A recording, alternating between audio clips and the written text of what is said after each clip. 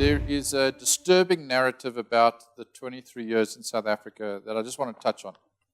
When we say inequality has got worse in South Africa, it doesn't mean that the poor have got less poor. It may mean, and I think as the facts suggest this, that the poor have got poorer. Sorry, the poor have got less poor, but at a slower rate than the wealthy have got more wealthy. Okay, just think about that. The amount of wealth in South Africa is unbelievable. It's incredible amount of wealth. White South Africans have got the biggest slice of the peace dividend in the post-apartheid period. Black South Africans have done extremely well. Black middle class has been created. Many wealthy black South Africans have been created. The poor have done well because they have got less poor through social grants, through distribution of state resources, and so on and so forth. But they have done less well than their middle class and their wealthy counterparts. So inequality has got worse. But it's really important to understand this point because that's what underlies the deepest problems that give rise to state capture. Why do I say that? Because poverty in South Africa is still 50%. You have a rising unemployment to 28%, but it flatlined like an ECG that was a dead patient for 20 years at around 24% unemployment. But the fact is we have a racial skewing of the poverty, those people, the face of poverty, the face of unemployment is black. And so this creates this problem. We have this legacy that is from an apartheid system that we've been living with.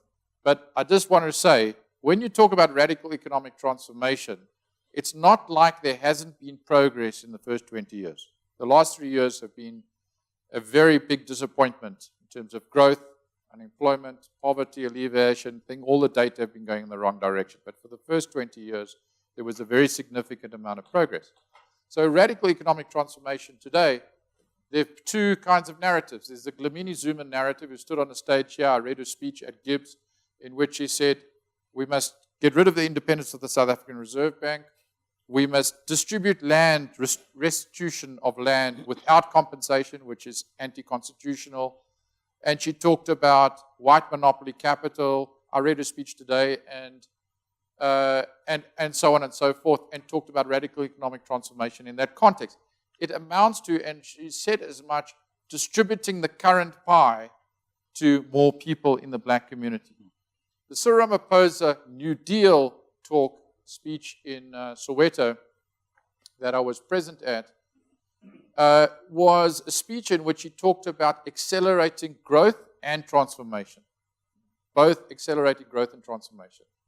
Now, business is completely comfortable with accelerating growth and transformation, but there's no transformation that can take place in a context of no growth, because there won't be the means to facilitate that transformation and the resources.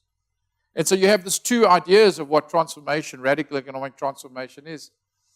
It's an important concept, and I think I'm part of Business Leadership South Africa's board. We talk about this a lot. There's no question that in the Integrity Pact, talking about what Jacques said earlier about business, we've produced that in order to lay the ethical foundations for the future about how business conducts itself. But we're also talking about giving content to transformation and growth in South Africa in such a way that we can be part of that journey. We have to fight for the Rainbow Nation. We have to fight for the Mandela spirit. The Mandela spirit is under threat because the exclusion and the marginalization of these communities, as I said, poverty has a black face, unemployment has a largely black face in South Africa. And as a consequence, we are what I call the two-speed society, where we have a quite non-racial, well-off black urban society in which people are doing quite well and part of the growth. And then we have this massive army of unemployed in these rural and peri-urban communities where there's hopelessness and marginalization. Side by side, and we have this environment where it's side by side. And in a context of lawlessness, where the appearance of a state that is lawless and there are no consequences. Job Mbuza always talks about the fact that there's no consequences. You know, Mcebisi Jonas goes on national television and says, I was offered 600 million rand by this family to become finance minister. It in and of itself should be sufficient reason to arrest people for that act and hold them accountable, but nothing happens, no consequence. So if you don't have a job and you're seeing this wealth amongst your neighbors, whether white or black, in Sandton and Morningside and Bryanston and so on and so forth, why should the state and the leadership of the state be lawless? And you should respect the rules when, you know, you can go and commit crime and so on and so forth, apparently without consequence. So we have to fight for a country where laws return, institutions return, leadership is returned, and we get a non-racial team. And you know, South Africa has the most incredible people, the most incredible leadership across unions, across business, across government, across the judiciary, across, I hate to say it, the media. That's probably a headline tomorrow. And we have this incredible leadership across all these sectors. So we have this pool of talent that, you know, with the right leadership, we can pull together and we'll be in a dramatically different place.